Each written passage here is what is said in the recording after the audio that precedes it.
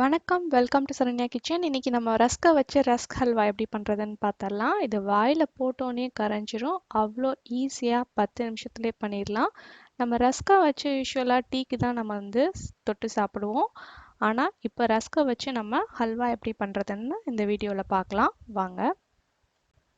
ஒரு கிளாஸில் ரஸ்கை நீங்கள் மிக்சியில் போட்டு பொடி பண்ணி எடுத்துக்கோங்க. அதே கிளாஸ் அளவில் 3/4 கப் அளவுக்கு சுகர், அதே தான் நான் கிண்ணத்தில் மாற்றிருக்கேன். தேவையான அளவுக்கு முந்திரி, திராட்சை, அப்புறம் ஏலக்காய் 4 தட்டி எடுத்துக்கோங்க. 1/2 கிளாஸ் அளவுக்கு பால், நான் 1 கிளாஸ் தான் காமிக்கிறேன். அதே மாதிரி 5 டேபிள் ஸ்பூன் அளவுக்கு நெய் தேவைப்படும் போது நம்ம சேர்த்துக்கணும். அவ்வளோதான். இப்போ வாங்க நம்ம செய்ய ஆரம்பிச்சிடலாம். ஒரு கடாயில் நெய் ஊற்றி அதில் ஃபஸ்ட்டு நம்ம முந்திரி திராட்சையை நம்ம வறுக்க போகிறோம். நல்லா பொன்னிறமாகிற வரைக்கும் நம்ம முந்திரி திராட்சையை வறுத்தெடுக்கணும். இப்போ இதை ட்ரான்ஸ்ஃபர் பண்ணியாச்சு. அடுத்து நம்ம அதே பேனில் 1 டீஸ்பூன் அளவுக்கு நெய் ஆட் பண்ணிவிட்டு நம்ம பொடி பண்ணி வச்சுருக்கிற ரஸ்க் பவுடரை இது கூட சேர்க்க போகிறோம். நல்லா நைஸாக பவுட்ரு பண்ணிக்கணும், கட்டியெல்லாம் இல்லாமல். அதை லைட்டாக நம்ம ஃப்ரை பண்ணிடலாம்.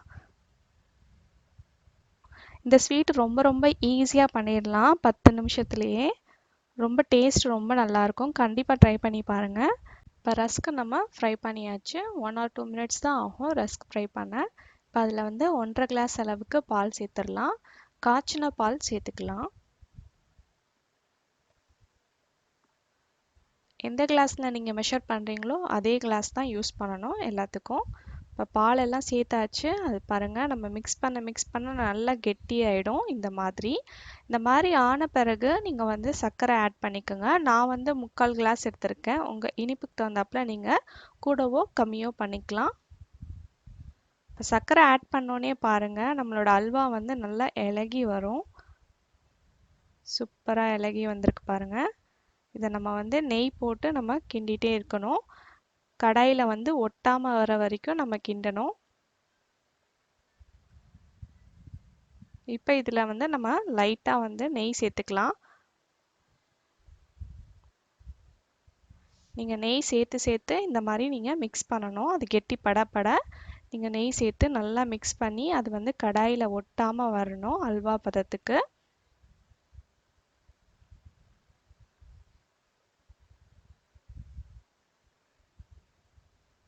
இப்போ இன்னும் கொஞ்சம் கூட நெய் சேர்த்துக்கலாம். இப்போ இதை திருப்பி நம்ம மிக்ஸ் பண்ணணும். பாருங்கள், ஒட்டாமல் வர ஆரம்பிக்குது. நம்ம கிண்ட தான் அல்வா சூப்பராக ரெடி ஆகும். ஓரளவுக்கு நல்லா ரெடி ஆயிடுச்சு பாருங்கள், ஒட்டவே இல்லை பேனில். இந்த மாதிரி பக்குவத்தில் தான் நீங்கள் ஸ்டாப் பண்ணணும். அது வரைக்கும் நீங்கள் ஒரு டீஸ்பூனாக நெய் போட்டு நீங்கள் இந்த மாதிரி மிக்ஸ் பண்ணிக்கிட்டே இருக்கணும். லாஸ்ட்டாக நம்ம தட்டி வச்சுருக்கிற ஏலக்காய் தூள், அப்புறம் முந்திரி திராட்சை, இது எல்லாத்தையும் நம்ம சேர்த்து நல்லா மிக்ஸ் பண்ணிடலாம்.